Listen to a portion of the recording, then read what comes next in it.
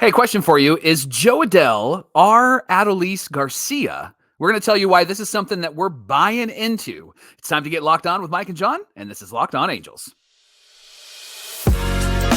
You are Locked On Angels, your daily Los Angeles Angels podcast. Part of the Locked On Podcast Network, your team every day. Thanks for making Locked On Angels your first listen of the day. You can find us anywhere you get your podcast, including Apple Podcast, Spotify, and SiriusXM by searching Locked On Angels. And if you'd like to give back to the Super Halo Bros for all the Angel content, here's some things that you can do. Leave us a rate and a review on Apple Podcast. Thank you for all the recent reviews. We appreciate the 5 stars. And if you're watching on YouTube, hit that thumbs up button. And if you're not subscribed already, please subscribe and become a Locked On everydayer with us. And if you're watching or listening, come over to YouTube and leave a comment. It's one of the best ways to get in touch with us and be a part of the conversation. And today's show is brought to you by our friends at FanDuel. You can make every moment more with FanDuel. And right now, new customers can get $150 in bonus bets with any winning $5 moneyline bet. That's $150 if your team wins. Just visit FanDuel.com/lockedon to get started. Thanks for being here for this episode of Locked On Angels, where it's your team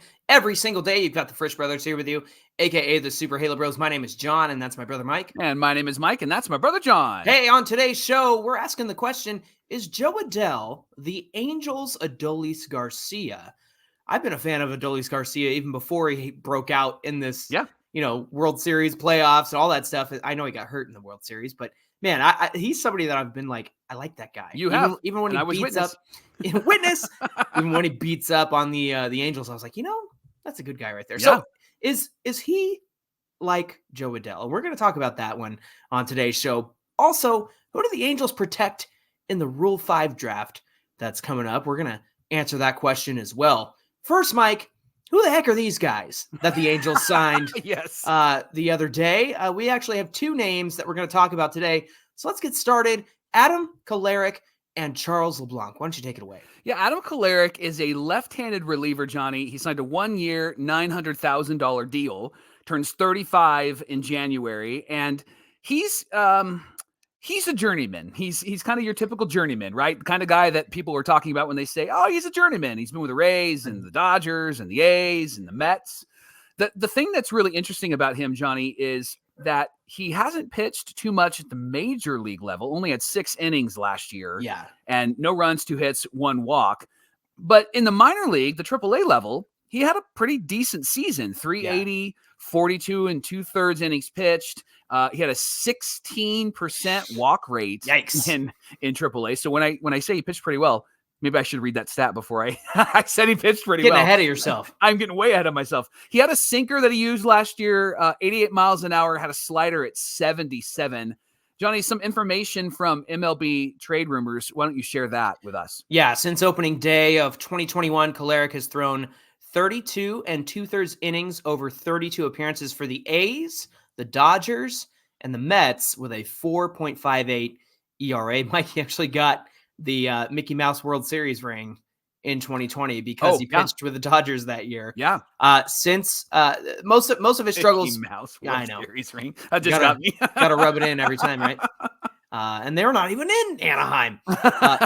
Most of the struggles that this is MLB Trade Rumors, most of the struggles were contained to his 21-22 seasons in Oakland. Since the start of the 2017 season, only 5 pitchers with more than 140 innings pitched have a higher ground ball rate than Kolarek's elite 63.9% ground ball rate. So I also added his career splits here.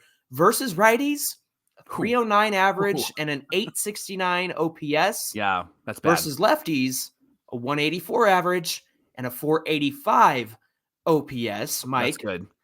This is your definitive lefty specialist. Now, what do we make of all of this? I think it's odd that it wasn't a minor league deal. Yes, which could provide some flexibility, right? It was a major league deal, so he will be.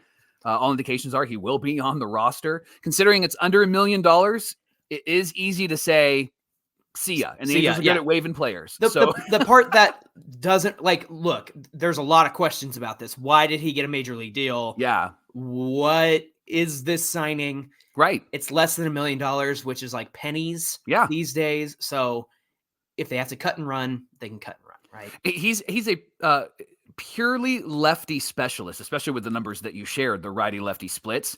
But I think there's a problem with that, Johnny, because there is the 3-batter minimum. Right. And so him coming in for a lefty means that he's going to have at least face maybe 2 righties, or even if they pinch hit, they still have to allow him to go 3 batters, right? Right. Exactly. Look, they pitched him against the Angels. Mets did at the end of last year, and it kind of makes you wonder, did somebody see him and go, ooh, that guy? Yeah. Like, what's that about? But a lot of people asking, Mike, Aaron Loop 2.0. Well, yeah. If it will be, if he can't locate his pitches, because obviously you have a sinker out of the zone, you have a slider out of the zone, he's not going to hit the zone. And so in that sense, you've got to be deceptive, and you've got to play the edges of the zone, and you got to be able to paint the corners if that's what you're going to do. But the whole point of a sinker slider guy is that ball drops out of the strike zone and you get guys to swing over it.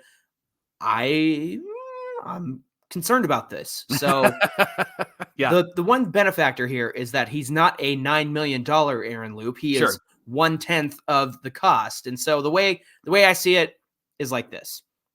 Last year, the Angels brought in guys like Justin Garza. They didn't actually end up using him. Yeah. They brought up Jacob Webb and Chris Davinsky. Now, they were all on minor league deals with Davinsky, Webb, and Garza, but they were successful in like bursts, right? Yes. Like they came up to the majors.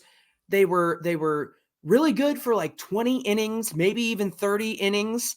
And then they broke, right? Like Davinsky was good. Jacob Webb was good. He got out of that big bases loaded jam in Texas. And then suddenly they just stopped working for us, right? Yeah. And the Angels have a knack for finding those kinds of guys that are like, hey, we'll squeeze the sponge for all it's worth and get our 20, 30 innings out of you for $900K. And then we move on. So everybody freaking out about like, what the heck is Perry doing about this signing? It's fine. It's not your money. Right. It's also like they'll use this guy, and then if the minute he's washed, then you move on. Yeah. Do they need to make more moves to ensure that this bullpen is good? Absolutely, because you can't stop at Adam Kolarek. But is this the last move they make? No, I don't. No, I don't think so.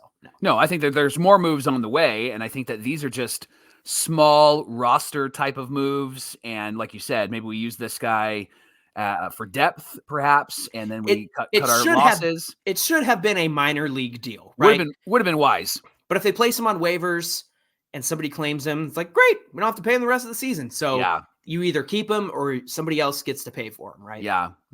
I think the freak out is probably not necessary, right? Like, because I think that there's going to be more that the Angels do. What are you doing, Barry? Oh my gosh!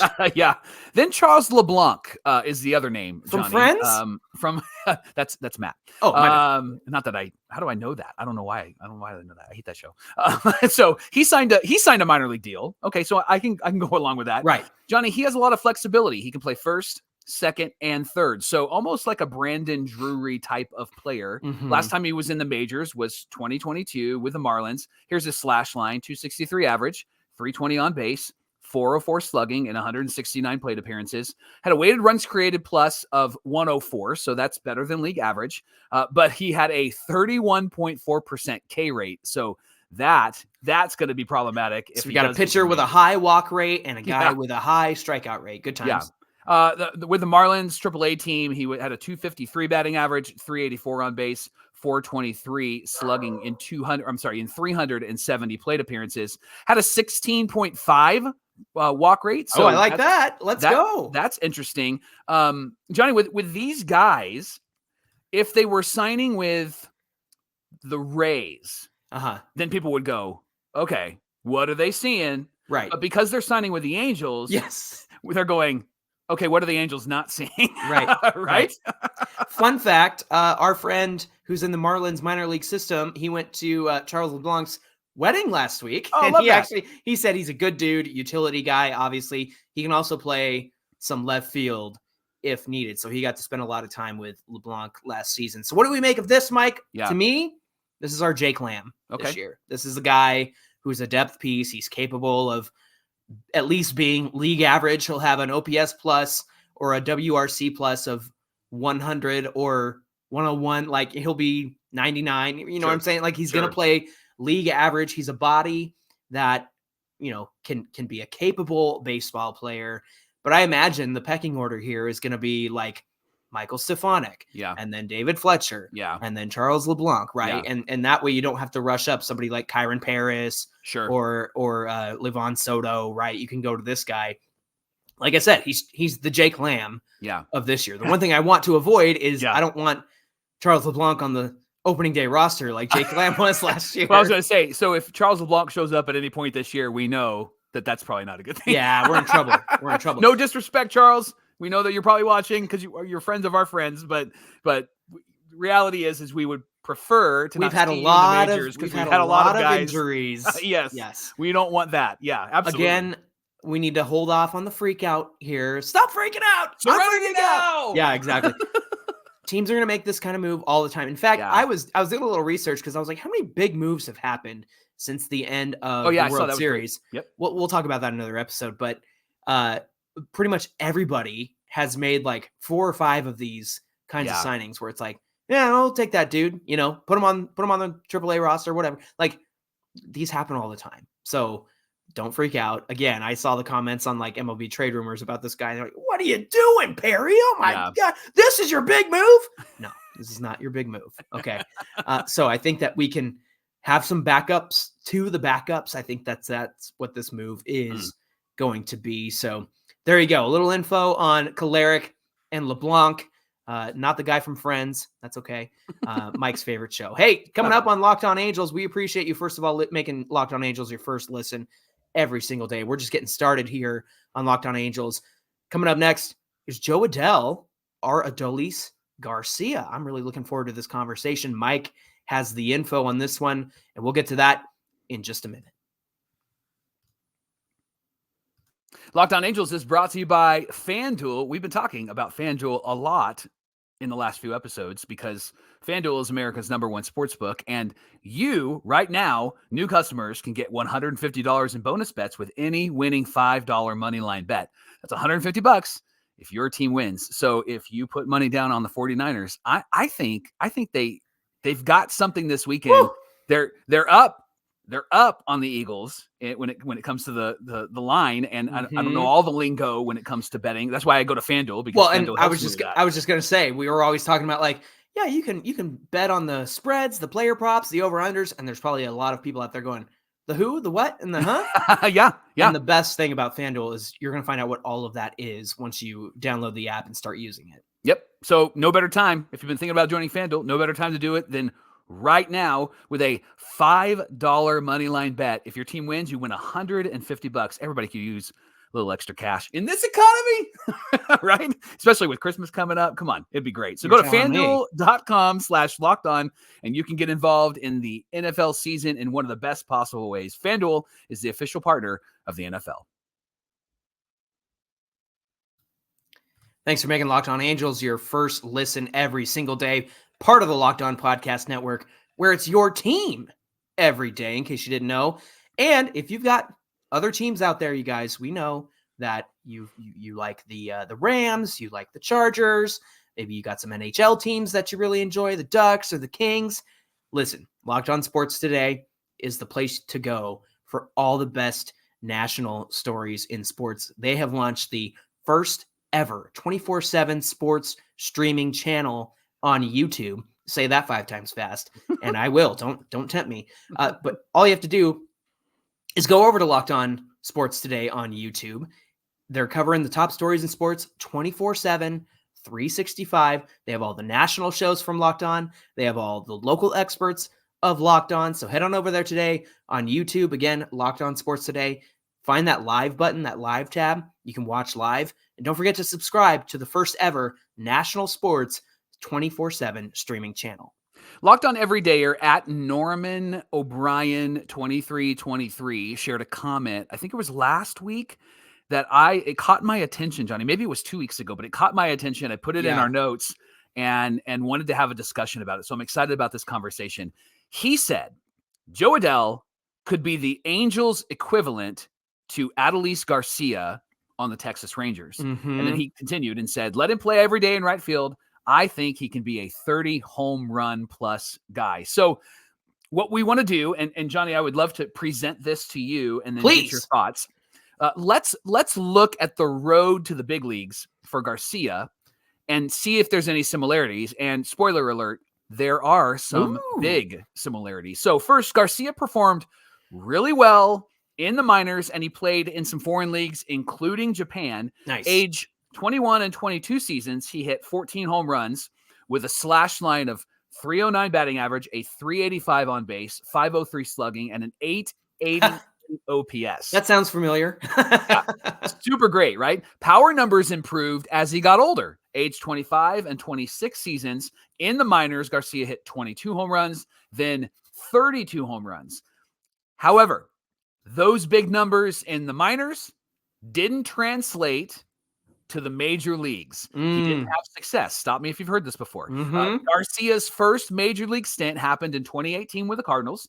Here was his wonderful slash line: a 118 batting average, a 118 on base, a 177 slugging, and a 294 OPS in 21 games. Ooh, poor guy. He was sent down. He played a full season in the minors in 2019, and that's where he hit the 32 home runs that I mentioned. And so he had a really great minor league season. But this was his story for about 3 years. Perform well in the minors or perform well in some of the foreign leagues, and then underperform at the major league level. Right. Johnny, who does that sound like to you? Ring a bell. Let's see. Oh, it rhymes with Bell. How about Jo Adell? There you go. That was good. Yeah. Things finally clicked for Garcia in 2021 with Texas. 31 home runs, 90 RBIs. Here was his slash line: 243, 286, 554, 741 OPS. What changed for Garcia? Johnny, here's what changed. He was given the chance to play every day. What a he was concept. given the chance to play every day, and it worked out for the Rangers. Here is his slash line from this last season: 245 batting average, 328 on base, a 508 slugging, and an 836 OPS with 39 home runs and 107 RBIs. So the question is, will it be the same for Adell? Go ahead. You had a thought. Well, I look at that slash line from this past year and even that 2021 slash line, and I'm like, that feels like a Jo Adell slash line. It does. Like you're not hitting for average. You're hitting 245, 243, whatever. But then you're slugging 500. You've got an OPS plus or an OPS of 800, and then you're putting up dingers and driving in guys. Like I don't know that Jo Adell is going to be an average guy. Like I think he's got the pop, Mike, and I think that's kind of what his game is. Now he could come into the season and be a different player, but that slash line, if Jo Adell were to reach like his peak, that's about where I'd put him. Like he's not getting on base a lot, he's not walking a lot, but he's driving in guys with a ton of power. So the question that I asked is will this be the same for Adell? So let me give you a small sample size. 2022, 88 games, 224 batting average, 264 on base, 373 slugging, and a 637 OPS. 2023, in just 17 games, remember he got hurt, played hurt a little bit too. 207, 258 on base, 448 slugging, so that was up almost 100 points, 706 OPS. But here's what I want you to pay attention to, Johnny. Here's what I need you to see. Adell's walk rate has improved the more chances he gets. Interesting. So his highest walk rate was from this year, 6.5%. It improved every year, but 2022, so it's grown every year. Should it be better? Yes, absolutely should be better, right? Does he show signs of growth? Yes, I think he does show signs of growth. And here's how we know. Adolis Garcia's walk rate improved at the rate that Jo Adell's walk rate improved at the same age, and he was on the same track. For Adell, he was doing what Garcia was doing at that age. And why did it improve, Johnny? Garcia was given a chance to play every single day. Right. So, did I convince you that Jo Adell is our Adolis Garcia? Is Norman O'Brien, Locked On Everydayer, is he correct? I think he has a great point, and I think you've made a great case.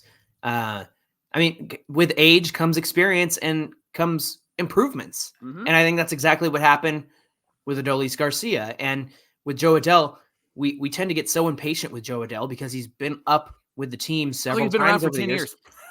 Yeah, and he came up when he was 20. Yeah. And not everybody is Juan Soto or Bryce Harper or Mike Trout. I know he was really highly touted, but the only reason they brought him up in 2020, Mike, was because there was nowhere else to play. Yeah. Like you're playing scrimmage games against the other minor leaguers. Like that's not good enough. Right. And that was the only option they had during the COVID season. So they were like, well, let's get this guy some experience and see what he can do.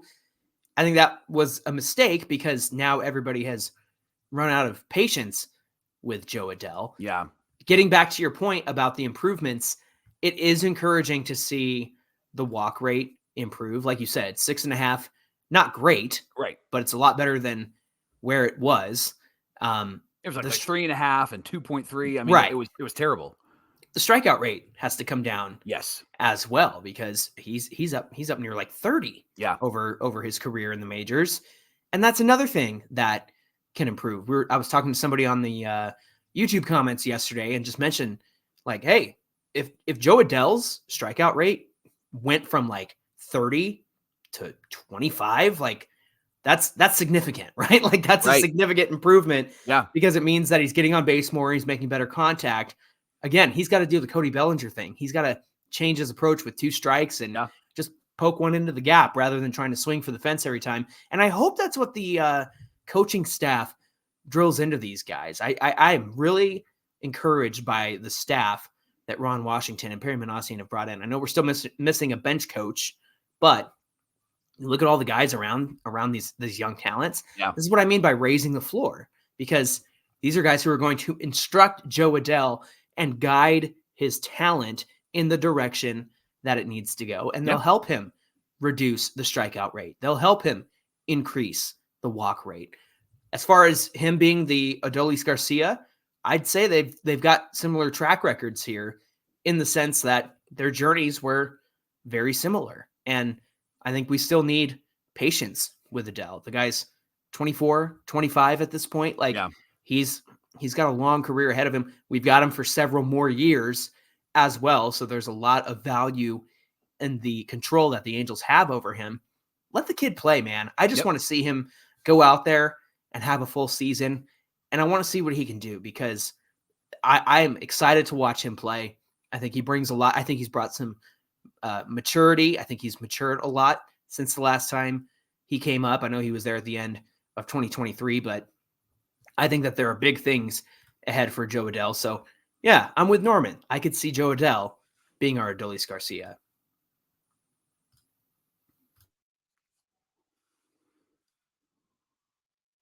Johnny, the Rule 5 draft took place recently, and a lot of questions about what that is. So no, it's coming up. Winter meetings is when it's coming up. I'm sorry. Up. Yes. But all the teams protected their guys by adding them to the 40-man. Yes. Yeah, that's what I said. I know. I was just reiterating. The Rule 5 draft is coming, is what I meant to say. Let me give you some details on it, like I know what I'm talking about. So the Rule 5 draft is a player draft that occurs each year in December at the winter meetings. If I just read the notes, I would have been fine. The purpose of the draft is to prevent teams from stockpiling too many young players on their minor league affiliate teams when other organizations would be willing to have them play in the major leagues. And so players are eligible for selection in the Rule 5 draft if they are not on their major league organization's 40-man roster and were 18 or younger on June 5th preceding their signing, and this is the 5th Rule 5 draft upcoming, or were 19 or older on the 5th of June preceding their signing, and this is the 4th Rule 5 draft upcoming. So who did the Angels, Johnny, protect and put on the 40-man roster? They kept Jack Kochanowicz from the Trash Pandas. He's a right-handed pitcher. Who's this guy, and why did the Angels select his contract and put him on the 40-man? Well, he's a pitcher who profiles as a reliever, but he does have a chance to start. He was the 9th best prospect per MLB Pipeline in the Angels organization. He's a 3rd-round pick by the Angels in the 2019 draft, a Billy Epler pick. He didn't make his pro debut until 2021 because of what we just talked about, the 2020 season where the minor leaguers didn't get to play. When he did debut, he did struggle a bit in that first season, Mike. He had a 6.91 ERA in 83 1/3 innings at single A. He did strike out 19% of the batters he faced, and he walked 9.1% during the 2021 campaign. So you're probably sitting there thinking, why are they keeping this guy again? Yeah. Well, let me get to the next season. And here's what happened. He improved at the same level in 2022. His ERA and walk rate dipped to a 4.99 ERA and a 7.3%. And his strikeout rate actually went up to 21.2%. They put him in high A to open 2023, and he dominated for 5 starts. He had a 1.52 ERA, 14 strikeouts, 3 walks across 23 2/3 innings of work. So that earned him the call up to Double-A, where the Trash Pandas are. He did struggle there after the promotion. He had a 6.53 ERA across 70 1/3 innings. But remember, the ball was an issue in Double-A this year, especially with the Trash Pandas. They were testing out a sticky tack ball. It was a jelly ball, right? For like when you played PE. Yeah, dodgeball. Kickball, dodgeball. Yeah. His walk rate has improved, though. He had a 6.1% walk rate this past season. His strikeout rate. Ball. That's good. Yeah, right. It did dip. The strikeout rate did dip to 17% in 2023. And he allowed home runs in 10 of his 16 Double-A appearances, 8 of his 11 appearances that lasted longer than 2 innings. So all of these factors, Mike, add up to make it possible that Kochanowicz is projected for like a relief position. If you think about where he's been, what he's done, and how he's been used, they tried him as a starter. I think the results show that he probably profiles better as a reliever. He's got a fastball that hits the upper 90s. You like that? And it sat in the mid 90s in relief appearances. He then lowered his arm slot and started throwing a slurve, which is really a good swing and miss pitch and a good out pitch for him as well. So after hearing all that, Mike, how do you feel about the fact that the Angels decided to keep Kochanowicz over maybe somebody else who could be Rule 5 in this draft? Well, here's what's funny about these drafts and these moments, and we saw some of it during the trades last year. Is suddenly people will go, oh my gosh, why'd you have that guy in the Rule 5 draft and not the other guy, when they didn't know who they were like the day before, right? And so it's hard to make an evaluative decision on these guys. I like what we just talked about with Kochanowicz. It sounds like, John, that he needs to get comfortable wherever he's at, because he was really not great. And then when he was there again, he was great. It's got to settle in. Yeah. And I think that really is key for these young guys, is let them have some time. And that's the thing that minor league Angel players have not been able to have, is time, because these guys are getting rushed through the system because the major leagues need them immediately, right? Time. Why you punish me? Who do you There you go. There you go. I was going to say, you don't know what I'm talking about here? No, I was just waiting for you to throw out more lyrics. Oh, okay. So, and you didn't do it right. It's time. Teach me out tomorrow. I got the perfect voice for it right now too, to do that's perfect. Do the Hootie voice. So good. So that's what I think it really boils down to for somebody like Kochanowicz, is he just needs some time to figure some things out. I wonder if it's a bit too premature to say that he won't be a starter and will be a reliever, but I know that scouts are looking at him and they're saying, this is where his stuff is at, and this is where his makeup is at. And so, and at this point, I think, honestly, I would love to see more. That guy's going to be a reliever and maybe be an impactful reliever for the Angels in the minor leagues, because they do have a good core of starters at the major league level and guys that are kind of bouncing back and forth, like a Davis Daniel, like a Kenny Rosenberg. Not that it wouldn't be great to have more guys that are kind of positioned for that, but some of the bullpens are hard, right? Relievers are hard. And we just talked about Kolarek, and it's funny to me how like we have to go get these guys because we don't have these guys in the minor league. We don't have a Ben Joyce. We don't have some of those guys. Soriano. We don't have a lot of those guys in the minor leagues. The best bullpens across baseball are made up of guys like this who came up through your minor league system, and then everybody wants to trade you for them. Yeah. Like, I think about, like, I don't know, was it Alex Reyes with the Cardinals? Was he with the Cardinals? I know he got hurt and whatnot, but it was like, there's good guys that come through these systems and they get put in the bullpen, and then they're super desirable because another team doesn't have those kind of guys. Yeah. So, I mean, you think about like a Josh Hader, right? Like coming up through the Brewer system and then being used the way that he was.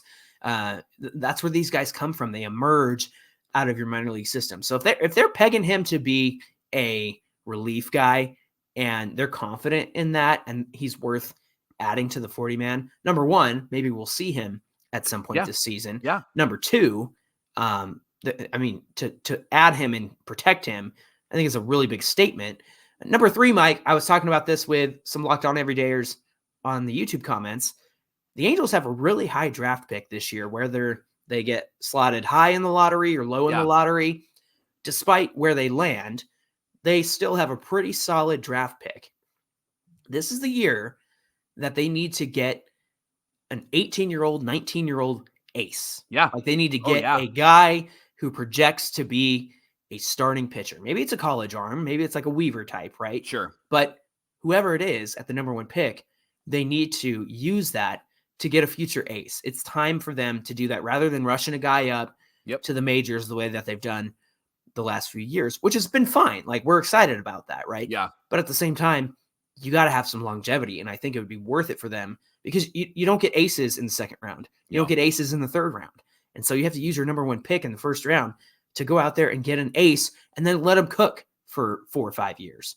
And the Angels don't have that right now. I love guys like Kochanowicz and Davis Daniel and Kenny Rosenberg, but they're on the bubble. And we have a lot of on the bubble guys who are serviceable, but not the ace types that we need. Give me those big guys. Give me those Jared Weaver guys. There's another reference for Jared Weaver. Hey, thanks for making Locked On Angels your first listen of the day. And remember, Everydayers Locked On has launched the first ever national sports 24/7 streaming channel on YouTube. Locked On Sports Today is what it's called. And you can go there right now and you can get all the top stories of the day with local sports experts like John and I. And Locked On also has national shows covering every league. Go to Locked On Sports Today on YouTube. Subscribe to the first ever national sports 24/7 streaming channel. Hey, give us a follow on Twitter at Locked On Angels and on Twitter and Instagram at Super Halo Bros. If you're watching or listening, come on over to the YouTube show today. Get in the comments below. The best way to reach us is right there in the comments. Hit that thumbs up button while you're here, by the way. Mike, what do we have on deck for tomorrow's show? Let's make the case, Johnny. How about that? Let's make the case for Jeimer Candelario. Well, it's about time. We've been saying we're doing this forever. Right. It should be done. Are you done with it, right? It's finished. All right. Well, it's due tomorrow on Locked On Angels. All right. Sounds good. Hey, friends, thanks for being here.